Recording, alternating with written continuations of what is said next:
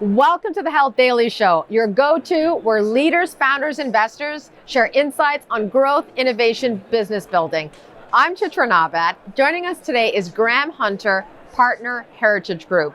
Graham, welcome. Thank you for joining us. Thank you so much for having me. Tell us about Heritage Group and what's unique and different about your firm and investing approach. Sure.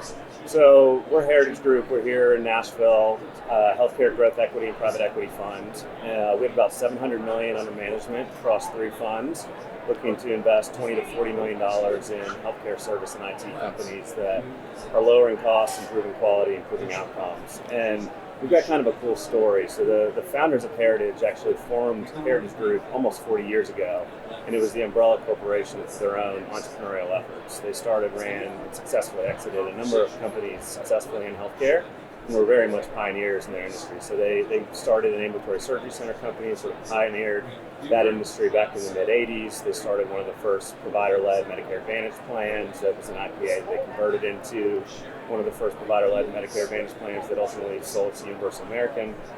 And so they did very well financially through their entrepreneurial efforts, started investing in an angel capacity, and on the heels of Obamacare, they saw an opportunity to institutionalize what they were doing on a personal level. And so that's when I teamed up with them to join and form Heritage Group in its current iteration, which is a fund. And they had sort of two goals in mind. One was we want to create something that could be the legacy that we leave behind. And two, we want to create a firm that provides more than just capital. We want to provide and create a firm that provides value add and delivers a Rolodex and helps our companies grow, which would have been the type of capital we would have liked to have had when we were raising money for venture capital and private equity. And so I joined the firm almost a decade ago. We've been successful raising a number of funds, and the vast majority of our capital comes from the largest healthcare companies in the country. We have over 15 health systems that manage over 10% of the acute beds in the country. We have 9 health plans that manage over 50 million lives. So it's a really great ecosystem of healthcare companies that we can leverage from our network perspective to help drive growth to our portfolio companies. Given that rich 40-year heritage and history, you've seen many cycles, deeply entrenched in the healthcare ecosystem. Right now, it's a challenging macroeconomic environment, recessionary, inflation, job cuts, bank failures. Signature Bank, Silicon Valley Bank. In the most recent time, many investors, including the big brand funds, have had significant portfolio write-downs, especially investments made in the last 2 to 3 years. Roughly 90 health tech unicorns have had their valuations pulled down more than 30% last year, with more knocks coming this year. What's happening in this industry and why? Yeah, so there was so much capital in the industry, and it needed to get a return somewhere. And so with all the money that had been pumped into the system, the significant reduction in interest rates that had occurred, they were at the lowest level for the longest period of time ever in our company's history. There was just too much capital chasing too few opportunities. And you saw this in the back end of the pandemic, this meteoric rise in healthcare IT companies. You had a lot of investors coming from outside of healthcare, thinking that healthcare was having this transformational shift, and there was going to be all this value created. And there's a lot of value to be created in healthcare. It's a $4 trillion industry that is 20% of GDP and has a lot of problems. But those problems don't happen, are not fixed overnight. You really have to understand the ecosystem. You really have to understand all the different players and how the money flows amongst them and align incentives correctly to build a successful company. And we just saw too much capital coming in and a lack of understanding of how complex healthcare is. And so people were putting valuations on companies at 10, 15, 20 times revenue. That's typically what you would value a company based on their EBITDA. So we just saw unprecedented levels of valuations and companies not able to grow into them. And so I think that's what you're seeing. First you saw it in the public markets, now it's falling and making its way into the private markets. Talk about what's happening with your portfolio, valuations on your investments, and if any of that is impacting your portfolio or how you've managed, calibrated. Yeah, so we tried to stay really disciplined over the last few years. There were a number of companies that we would have loved to have been invested in that raised money at valuations that we didn't feel like were the right risk reward trade-off. And so we tried to focus on companies and founders and management teams that were taking a pragmatic approach to growth and profitable growth. It maybe not at the EBITDA level, but definitely at the gross margin level. And so we took a very pragmatic approach. We stayed as disciplined as we could on valuations, while still deploying capital, and really focused on looking at long-term trends and understanding what was achievable from a growth perspective. And one of the things that really sort of underpins our investing strategy at Heritage is leveraging the strategic LPs to understand what their pain points are and what the biggest problems are that they're trying to solve. And so we use that to help inform where we invest thematically. We gain a lot of conviction. We market map the space and build relationships with management teams over a long period of time. And then we invest when we know we have conviction and we know there's product market fit, and that we're going to likely be able to help accelerate the growth of that company through commercial contracts and relationships with our strategic LPs. And so we stayed disciplined. We invested in themes that were top 5 priorities, like addressing the clinical labor shortage, and we've seen significant growth in those portfolio companies. In 2022, almost every company in our Fund 3 portfolio hit or exceeded their budget, and average growth was over 50%, almost 60%. So while we've seen a lot of other funds writing down their assets because they invested at multiples that were very high and companies have not grown up to expectations, we've seen most of our companies perform extremely well, and we're very excited about the portfolio we've constructed. Given some of that structure, some of that framework that you just mentioned, here at the Vive conference, there are thousands of startups that would love to get a check from you. How do you think about characteristics, metrics, attributes in the businesses and the founders and management teams that you invest in? Take us into that investor pattern recognition. Yeah. So everything that we do has to fit the screen of lowering costs, improving quality, improving outcomes. If it doesn't do that, it doesn't make it past our initial screen. From there, we're looking for companies with at least 10 million of revenue and above. They've got a referenceable customer base, they've got product market fit, and they're really at that inflection point where they're scaling.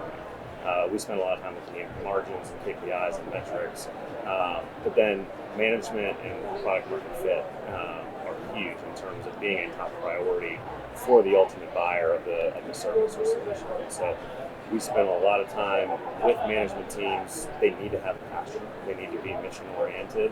They need to have humility and integrity. They need to be able to recruit and build a team. So we spend a lot of time on product, theme, and fit. We help validate that through the deep relationships we have with all of our strategic LPs and the operating executives there. And then we spend a ton of time with the team, really saying, is this the type of team? Do they have the right level of humility? Do they have the right mission focus? And are they going to be able to attract really great talent, which is a very big key to success? What's your view on venture to growth equity investing versus debt? Because there's been a chilling, right? Macroeconomic environment, the SVB collapse. And here at the Vive conference, I spent a lot of time with investors, both venture capital, growth equity, big brand funds, smaller funds at investor dinners. And everyone is sort of reiterating, pull back on deploying capital, slow down deploying capital, not really writing checks right now. So what's your view on investing and deploying capital versus looking for debt?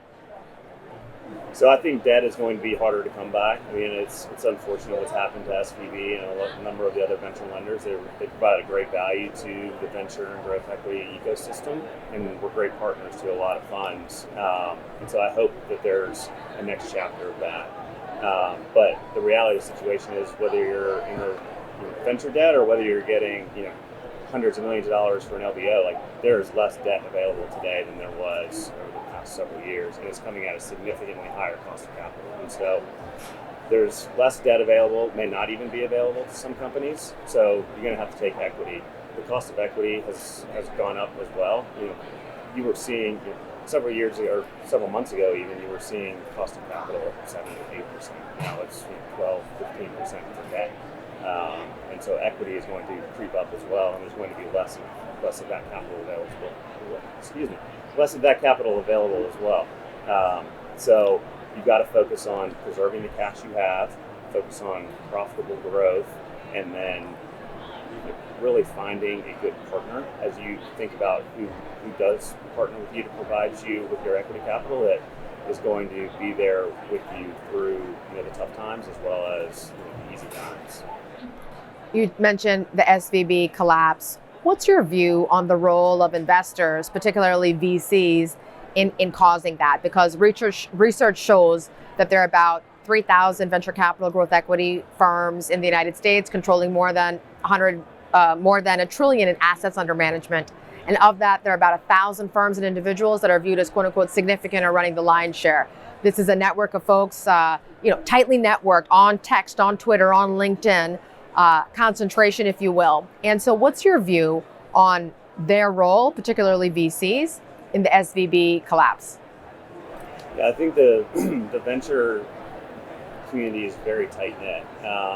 But I don't think you can point to the venture community or the venture-backed companies as driving the collapse of SVB. I think it was a number of things and sort of the perfect storm culminating at the wrong time. So you think about the amount of loans, how fast they had grown, the amount of loans that they had out to companies at fairly low cost of capital. And then you have the Fed raising rates at the fastest level they've raised.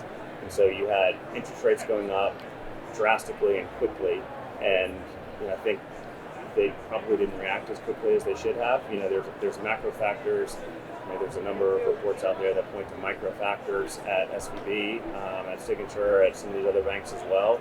But I think the reality is things happen very quickly, and it's so easy to just get on your phone, hit a couple buttons and wire several $1 million and pull it out. So I think just the urgency and the pace at which things happen, the bank wasn't prepared for. I'm not sure the Fed was prepared for.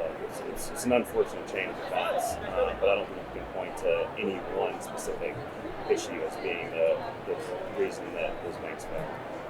Let's get into leadership.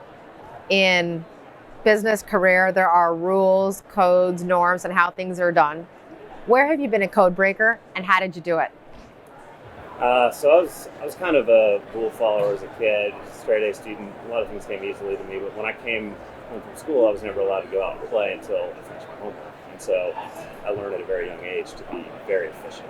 And when I got into the working world, I went into investment banking, which is known for being very bureaucratic and very process oriented and having all these different steps.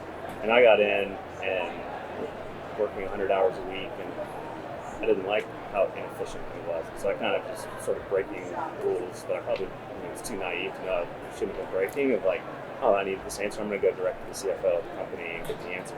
And so over time, I actually, because my work product was very good, I developed this efficiency that I think all of my bosses really appreciated. And so as I kind of moved on to the buy side and the investing side, I sort of took that with me and have really instilled that in my culture of like trying to break down bureaucratic barriers, or my mindset of trying to break down bureaucratic barriers and disrupt inefficient processes. We look at that from an investing perspective, look at that from a cultural perspective that we're building at Heritage. Like, we empower our youngest team members to own their work product, assume that no one's going to check it, and they end up turning out a better work product as a result. And let's just do things efficiently and put a very high quality work product out there, and it's a recipe for success. Graham, thank you so much for joining us. Thanks for having me.